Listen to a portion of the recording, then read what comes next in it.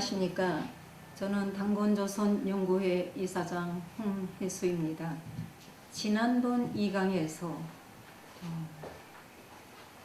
당군조선연구회가 왜 생겼는지 12주와 9주에 대한 경계에 대한 말씀을 드렸습니다. 오늘은 당군하면 홍익정신인데 그 홍익정신이 나오게 된 동기에 대해서 간단히 말씀드리겠습니다. 우리 민족이 혼이 담긴 경천애인 승조 사상인 홍익 이념에 대하여 경천애인 승조 사상이 먼저냐 홍익정신이 먼저냐 묻는 분들이 있습니다. 저희 대답은 경천승조애인 정신이 먼저 나왔다는 답변을 드립니다. 제가 아는 상고시대의 인류사 범위 내에서는 조선 곧만큼 제사장으로서의 효를 하신 분은 없다고 봅니다. 그러므로 경천승조 정신이 먼저 나오며 이 시간에는 세계 인류들이 함께 이뤄야 할 홍익정신이 왜 나오게 된 것인가에 대하여 말씀을 드리려고 합니다. 제2강에서 밝힌 사망시대 12주와 9주에 대한 경계에 대하여 말씀드렸던 것은 12주의 땅의 경계가 고양시가 31세 BC 2467년에서 BC 2421년에 등극하여 47년 동안을 제휴했던 기간인지 아니면은 고신시가 30세 BC 2420년에서 BC 2366년에 등극하여 55년간의 제휴 시절의 경계가 있었는지는 알 수가 없습니다. 청동기 명문에서는 황제계의 고신시나 묘에 대하여는 태어난 연대표와 붕어한 연대표가 나와 있으나 신농계 고양시가 몇 살에 붕어했는지 그리고 곤에 대하여는 나와 있지 않습니다. 그러므로 고양시는 31세에 등극하여 40년간 제위에 있다가 몇 살에 붕어하였는지는 알 수는 없지만 고신시는 30세 BC 2420년에 등극하여 제위 기간 55년 BC 2366년을 하고 85세에 붕어한 것으로 명시되어 있습니다. 제2강에서 밝힌 상령문자 근감주는 곤의 아들 근산씨가 눈물을 흘리며 요 임금에게 부인 곤을 풀어줄 것을 간청하는 내용입니다. 곤의 자손이 유씨, 설씨, 선우씨, 기씨, 근산씨 등이라 하였는데 순서로 본다면 근산씨는 넷째가 됩니다. 곤의 외손자인 제지가 왕위에 오르자 바로 곤이 대감, 그러니까 재상이 됩니다.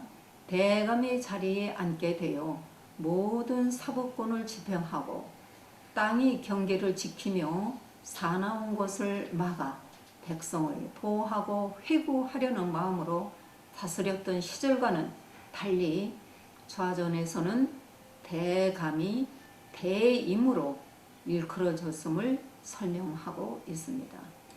사망오제의 12주 시대 때 청동 명문으로 본다면 곤만큼 선대 조상님께 효를 한 인물이 없다고 하였는데 고대 조선 역사 단계에서 조자가 배다라는 배입니다. 이 배는 삼신나에게 잔드릴 배입니다.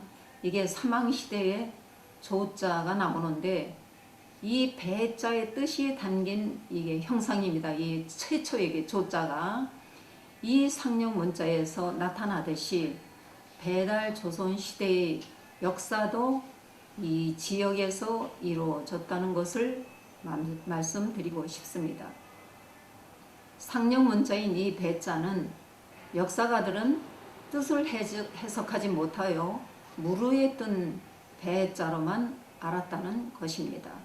금문신고 청동기 명문으로 밝혀지는 배자의 뜻은 삼신, 이를테면 천지인입니다. 삼신에게 잔을 올린다는 뜻으로 잔 돌릴 수로 읽을 때와 빈객을 맞아들여 접대하는 두 가지 뜻이 담겨 있다는 것을 금문신고 저자인 고 락빙기 선생과 김재섭 선생이 7년간의 토론에서 조자에 대한 의문을 푸는 과정에서 해석을 해낸 것입니다. 조선하는 조자에는 삼신인, 천지인의 문자가 다 들어 있습니다. 역사적으로 사망오제로 나오는 제전욱 고양시가 47년간의 통치를 하였을 때 구려의 난리를 가라앉히고 천하를 평화로운 시대를 만들어 공공이 되었으므로 사당에 제사 지내는 일, 내외 빈객을 접대하는 일과 종묘사직과 제례의 행위가 이 지역에서 행하여졌으며 경천 승조, 애인 사상과 인류들이 추구하는 홍익인간 정신 등이 이 지역에서 발생되었습니다. 조선의 조자와 선자가 이 지역 사람들의 시칭, 명칭, 생활사인, 제례 행사, 결혼 등의 청동기 명문도 이 지역에서 발견되었고 아직 발굴하지 못하고 있는 부분도 있습니다. 지금까지 밝혀진 인류의 최초의 문자도 역시 이 중원 지역을 벗어날 수가 없다고 봅니다. 동방인의 최초의 역사 단계 전말이 모두 이 지역에서 발생한 것으로 나타나 있습니다. 문자는 바로 고대 역사 단계를 밝히는 중요한 역할을 차지하고 있다고 봅니다. 상고시대의 청동기 명문은 바로 이 시대의 민족의, 그러니까 그 시대죠. 그 시대의 민족의 등기부 등본과도 같은 것이라는 것을 제가 단군조선연구의 홈페이지에 올려놓았습니다. 우리가 지금 찾고 있는 고대 역사 속의 원시사회 시대에 경계가 있었을까라는 의문을 저는 던져봅니다.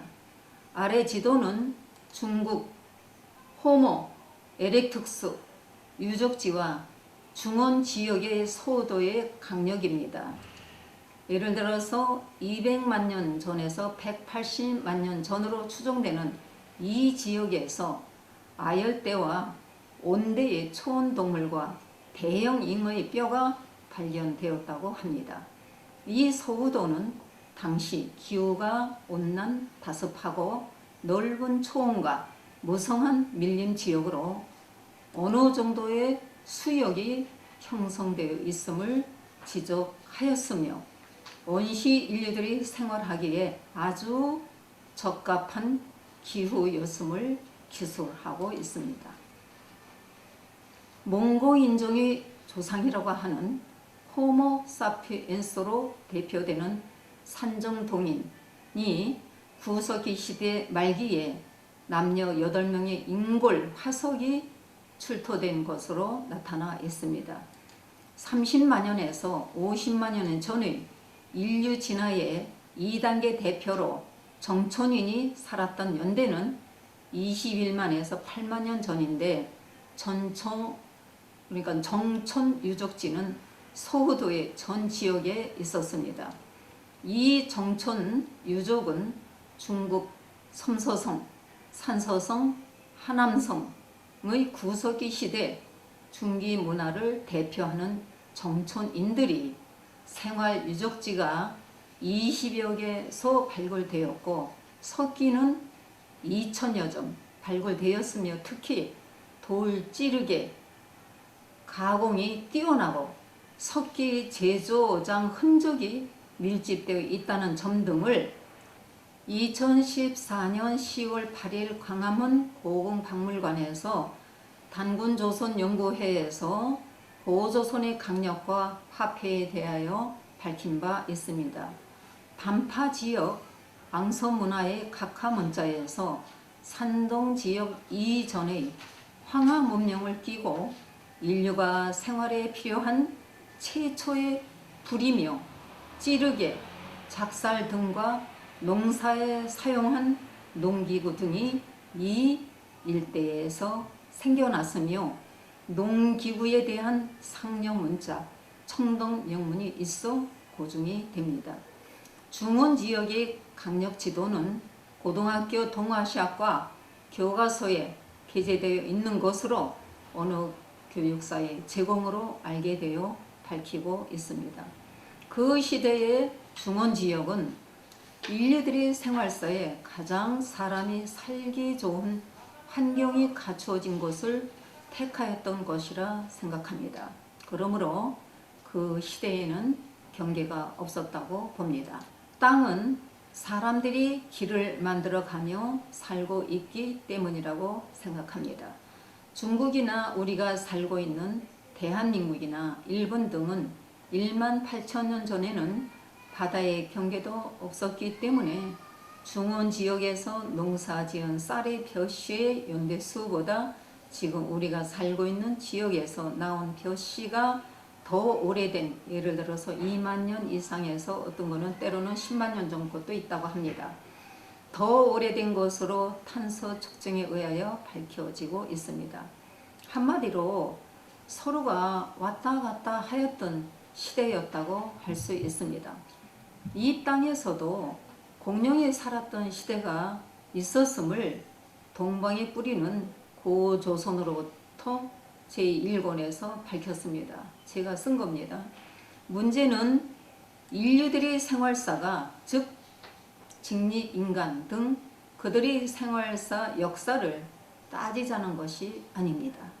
여기서는 고대 인류들의 최초의 국가 단계인 단군 조선의 역사 단계를 정립하자는 것입니다. 제가 들은 바는 에덴 동산이 어느 곳인지 아직까지는 밝히지 못한 것으로 알고 있습니다.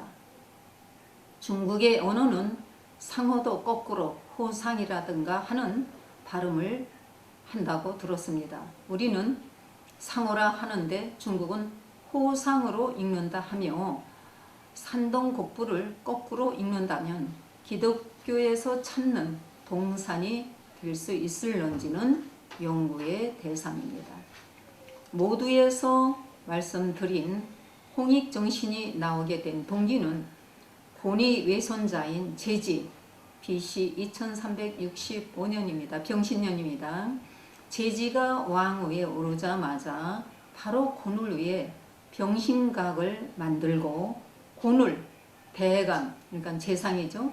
대감 자리인 벼슬을 주어 모든 사법권, 이것을 저는 치화시대라고 이렇게 명시를 해놨습니다. 모든 사법권을 집행케 하고 땅의 경계를 지키게 하였으므로 곤은 사나운 것을 막아 백성을 보호하고 회고하려는 마음으로 다스렸다는 내용을 말씀드렸는데 중국 학자들이 이 곤에 대하여 토론이 아주 많습니다. 그런 중에서 일부를 제가 여기서 말씀드리겠습니다. 간단한 제목입니다. 곤치수 홍수적 비극, 즉 홍수를 다스린 곤의 비극입니다. 이러한 내용을 일부를 제가 말씀드리겠습니다. 이 홍익정신은 홍수를 다스려 백성을 구할 구한 대목에서부터라 저는 이렇게 말씀을 드리고 싶습니다. 원문은 여기서 올리지 않겠습니다. 홍수가 수년간 물러가지 않았기 때문에 수면 위에 노출된 땅에서는 나무와 풀이 빽빽히 자라나 곡식을 심을 곳이 없었다. 이렇게 점점이며 민중들은 기어와 추위에 떨면서 수시로 짐승과 해충의 공격을 받았다. 그 처참한 광경은 차마 눈뜨고 볼 수가 없었다. 이것은 제가 쓴 동방의 뿌리는 고조선으로부터의 제2권의 페이지 114페이지 기재해 놨습니다. 또한 점점입니다. 천상의 신들 가운데 곤 군이라 불리는 한 분이 있는데 천재의 손자라고 합니다. 이 천재의 손자라고 하는 것은 여기서는 황제를 말하는데 이 시대는 요 시대이기 때문에 이 차이가 좀 납니다. 그는 마음속으로 지상의 백성들을 매우 가엾게 여겨 그들을 구해주고 싶어 했다. 그러나 천재와 제신 모두는 홍수를 그만 거둬들이고 백성을 용서할 의사가 없었기 때문에 고는 초조해할 뿐 별다른 방도가 없었다. 여기서의 천재는 바로 요 임금을 말합니다. 이때 부엉이 한 마리와 거북이 한 마리가 서로 끌면서 곤을 찾아왔다. 이 두 동물은 천상에서 어떠한 지우도 없었기 때문에 천신인 곤 역시 그들이 어떤 도움이 될 것이라 기대하지는 않았다. 그러나 곤이 생각지도 못하게 그들은 곤에게 식양의 방법으로 홍수를 잠재우라고 건의하였다. 이에 곤은 눈을 후둥그레 뜨고 그들을 바라보았다. 이렇게 간단한 점점입니다. 이것도 역시 동방의 뿌리는 페이지 114페이지에 있습니다. 라는 대목이 나옵니다. 중국 학자들의 토론 중에 식양에 대하여 다양한 해석이 나오고 있습니다. 다시 페이지 118에서 119에서 일부 토론 내용이 나온 대목을 다시 살펴보겠습니다. 알고 보니 이 식양은 천상에 있는 일종의 신토이다. 이 흙이 신통력을 발휘하면 저절로 커지고 많아져 원래는 한 주먹밖에 되지 않던 것이 나중에는 커다란 산이나 제방같이 변한다. 따라서 번식이나 성장의 뜻으로 식양식이라 불렀는데 당연히 홍수를 막는 이상적인 재료이다. 그러나 이러한 신기한 물건은 천궁 깊숙이 보관하면서 엄중하게 관리하기 때문에 곤은 이를 미리 생각하지 못하였다. 식양을 훔치는 것은 쉬운 일이 아니다. 그러나 지상의 백성들이 홍수로 인하여 겪는 고통이 너무 컸기 때문에 그들을 구제하고자 하는 곤의 열망이 그만치 컸다. 곤은 필경 천신이며 또 천재의 손자이므로 천상에서 일정한 위치에 있었다. 백성을 구제하고자 하는 강렬한 열망으로 그는 마침내 식양을 훔쳐 인간 세상에 가져갔다. 이렇게 또 점점으로 되어 있습니다. 식양이 있었으므로 지상의 일을 처리하기가 쉬워졌다. 곤은 식양을 홍수가 넘치는 곳에 놓고 신통력을 일으키자 식양은 과연 급속히 성장하여 큰 산과 제방으로 변하자 일시에 홍수의 범람을 막고 논밭이 수면 위로 드러나게 되었다. 백성들은 오랫동안 잃었던 웃음을 되찾았으며 곤 역시 매우 기뻐했다. 그는 수초를 제거하고 씨앗을 뿌려 백성들을 기근에서 구해주는 한편 다른 한편으로는 어떻게 하면 수재를 근본적으로 막을 수 있을런지를 궁리했다. 이렇게 또 해놨습니다. 저는 식양이 신토나 흙이라 하였기에 식양은 나라 땅, 즉 왕의 고난을 지는 옥새일 수도 있다고 하였습니다.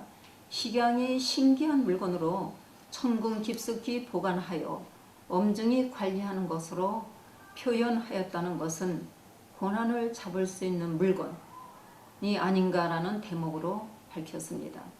곤이 제왕은 아니었지만 왕의 버금가는 제사장으로서의 위치에 있었기 때문에 혁명을 일으켰을 가능성으로 국가, 이런 게 조선 계급입니다. 여기서 국가를 세워 백성들을 구제하였다고 볼 수도 있습니다. 당신은 사람을 동물로 지칭하였기 때문에 거북이와 부엉이는 사람입니다. 식양이란 이름은 나라의 옥새를 상징화한 것이 아닌가 생각해 보았습니다. 그러므로 부엉이 한 마리와 거북이는 사람들이 와서 혁명을 일으키자는 건의를 하였다고 봅니다. 페이지 122의 내용을 살펴보겠습니다. 그러나 이때 천재가 식양이 도둑맞은 것을 발견했다. 그러자 크게 화가 나 즉시 사람을 파견하여 조사하게 했다. 알고 보니 결국 곤이 식양을 훔쳤을 뿐만 아니라 대담하게 또 지상으로 몸소 가지고 가 홍수를 가라앉히는데 사용했다. 큰일 났네. 만약 이후에 천신들 모두 이렇게 규칙을 지키지 않고 마음대로 행동한다면 천재의 위엄은 어디에 있을까? 천재는 어쨌거나 천재다. 곤이 비록 그의 손자이기는 하나 조선의 정과 천궁의 규칙이 위엄을 비교해 볼 때 어느 것이 가볍고 어느 것이 또 무거운가 그는 마음속으로 생각해 둔 바가 있었다. 지가 이 내용에서 살펴보면 일반인들이 알아차리기 힘들게 천상이나 지상이란 표현을 하여 곤이 식양을 훔쳤을 뿐만 아니라 대담하게도 지상으로 몸소 가지고 가 홍수를 가라앉히는데 무기로 사용한 문제에 대하여 천신들 모두 이렇게 규칙을 지키지 않고 마음대로 행동한다면 천재의 위엄은 어디에 있을까라는 표현으로 하여 나왔습니다. 여기서 먼저 천재라고 표현해 놓은 것은 황제를 말한 것이고 이 사건에서의 또 천재는 바로 요임금을 칭한 것이라고 하겠습니다. 결론적으로 위 홍수 사건은 바로 곤이 홍익인간 이와 세계인 백성을 이롭게 한 사상을 토대로 펼쳐진 과정이라 하겠습니다. 중국 학자들이 약 27개의 참고문헌을 일부를 토대로 토론은 하였으나 바른 해석을 내어놓지 못하였거나 혹은 알았다 하여도 모두 고대 조선의 역사서로 드러나니 난감해할 수밖에 없는 입장이 아니었나 생각을 해봅니다. 여기서 중국 학자들이 곤에 대한 토론문 일부를 본다면 많이 나옵니다. 여러 군데서 나오는데 이 산해경, 해내경, 희남자, 초사, 시경, 상서, 주역, 좌전, 국어, 목자, 장자, 한비자, 려시, 춘추 등과 사기 오제본기입니다. 희남자, 남명운의 희남자고 구론 이리소 또 상서 홍범 구조죠. 천문은 또 세본 사기 하본기 이렇게 아주 다양하게 나오는데 다른 아주 이 토론한 내용들이 많이 나옵니다. 그래서 다음 4강에서는 이 홍수 사건에 대해서 다시 한번 이렇게 말씀을 드리고 왜 이런 일이 벌어졌는가 또 잘못된 부분은 무엇인가 라는 말씀을 간단히 또 올리겠습니다.